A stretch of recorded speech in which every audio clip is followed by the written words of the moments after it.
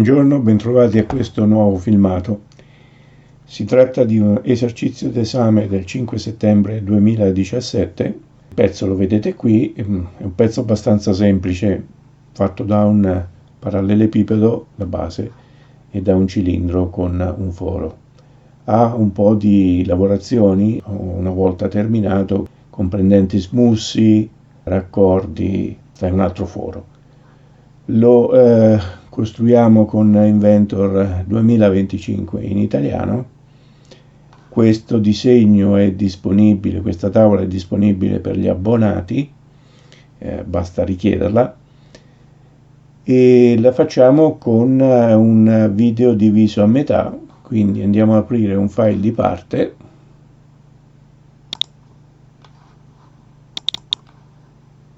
In millimetri, perché si tratta di un disegno in millimetri, e dividendo il video in due metà, la parte dove andiamo a modellare e la parte dove ci teniamo il PDF dell'oggetto. Bene, andiamo a costruire la base. La base la costruiamo sul piano XY, quindi qui, XY, nuovo schizzo. Costruiamoci subito un quadrato, perché mi sembra che si tratti di un quadrato, no, è un rettangolo 120 x 126. Allora, dopo aver tracciato un rettangolo qualsiasi, cominciamo a vincolare una orizzontale, tutto il resto angoli a 90 gradi.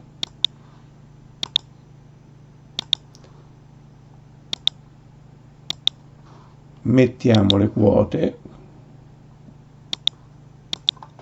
120,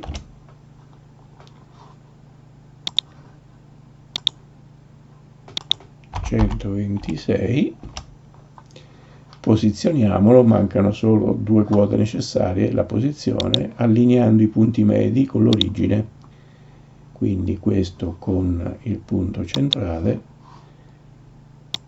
e lo stesso sull'asse Y, questo con il punto centrale. Aggiungiamo i fori e poi i raccordi.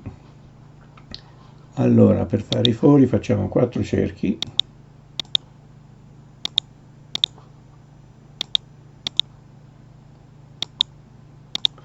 Per prima cosa li allineiamo fra loro.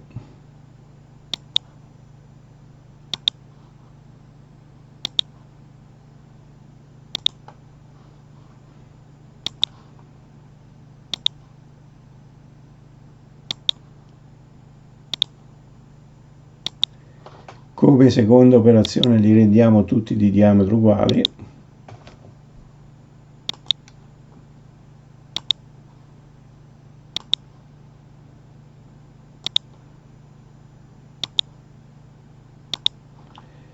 E come ultima operazione andiamo a ultima serie di operazioni, andiamo a mettere il diametro che deve essere di 12,2. Essendo tutti uguali, poi si sistemano i diametri di tutti e poi li posizioniamo. Allora, questa quota da qui a qui è uguale a 126 meno 104 diviso 2. Proprio scriviamo meno 104, il tutto diviso 2. Non stiamo a far conti noi, lasciamoglieli fare a lui che è molto più bravo. Poi mettiamo anche questa quota, che ovviamente è esattamente uguale, quindi la riprendiamo da qua sopra, e poi mettiamo le quote lungo X, ne mancano 2, e anche qui quotiamo il centro rispetto a qui, e anche qui andiamo a scrivere che è 120 meno 97 diviso il tutto diviso 2, e poi ultima quota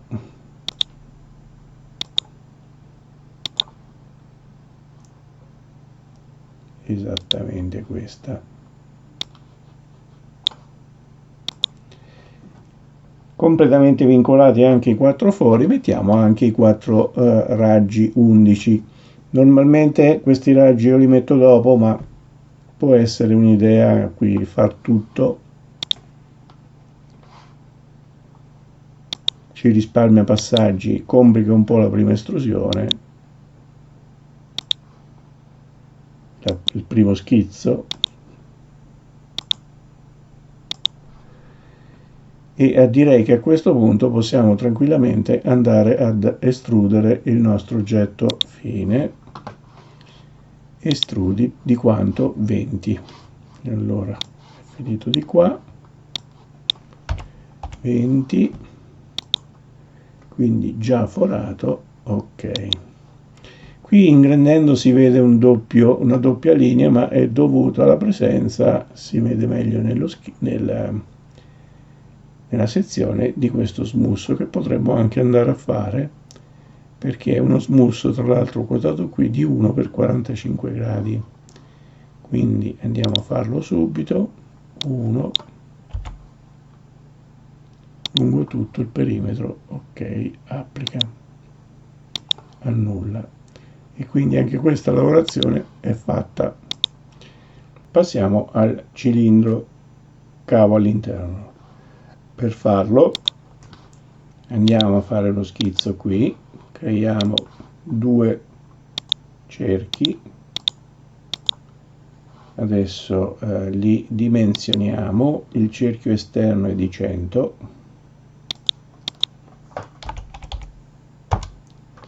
e il cerchio interno è di 70.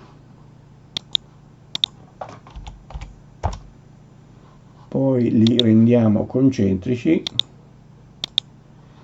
e ne fissiamo l'origine, mancano solo 2 quote, quindi l'origine con l'origine del disegno. E possiamo passare alla estrusione. Schizzo completamente vincolato, fine, estrudi questo anello, questa corona circolare, e la estrudiamo, qui c'è un 20 ma non è 20, di 55. Chiaramente la estrudiamo in aggiunta, il verso è quello giusto, diamo l'ok.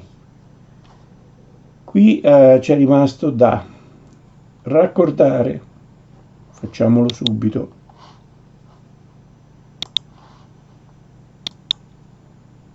Sei, ok. Smussare 6, l'angolo è di 50 gradi, quindi è uno smusso non con lati uguali ed angolo di 45 gradi. Facciamolo. Chiaramente non con questa prima opzione, che presuppone un angolo a 45 gradi. La terza non abbiamo le 2 distanze, usiamo la seconda che prevede una distanza e un angolo. Allora la distanza è 6, l'angolo è 50. Andiamo a scegliere poi questa faccia e questo spigolo, diamo l'ok e andiamo a controllare se la distanza fra questa faccia e questo spigolo è esattamente 6. Allora facciamo una misura,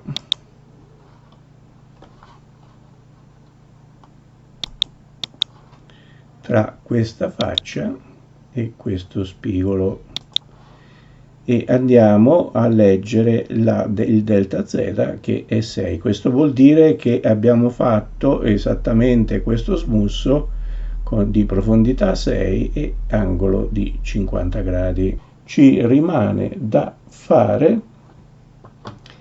uno smussettino sui fori 0,5 x 45 che avevo tralasciato, e lo facciamo subito.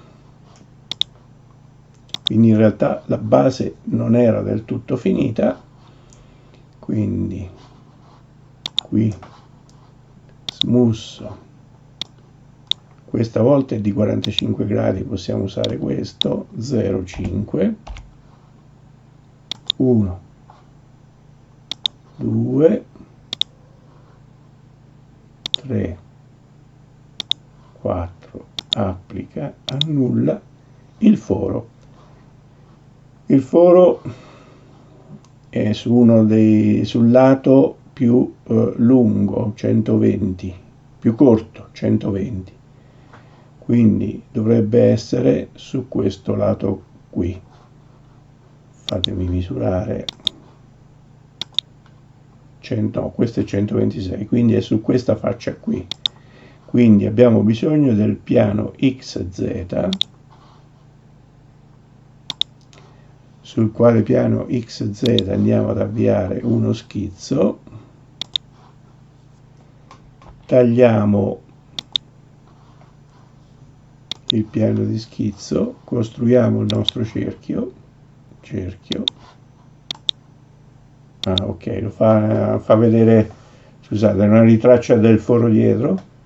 Questo è il foro sul piano giusto, diametro 8,5,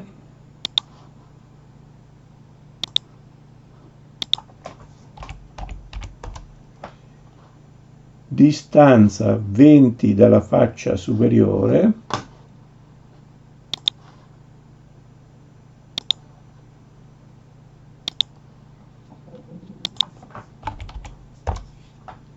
e allineato con l'origine, o se volete il punto sta sull'asse Z, il centro sta sull'asse Z, io do l'appartenenza del punto all'asse Z. Fine. Ovviamente non l'ho verificato prima di chiuderlo, ma lo posso verificare ancora, lo schizzo è completamente vincolato. Quindi andiamo a fare la nostra estrusione, a togliere, può andare benissimo, uno vale l'altro, la facciamo da questa parte qui, tiriamo senza mettere una quota precisa e a sottrarre diamo l'ok.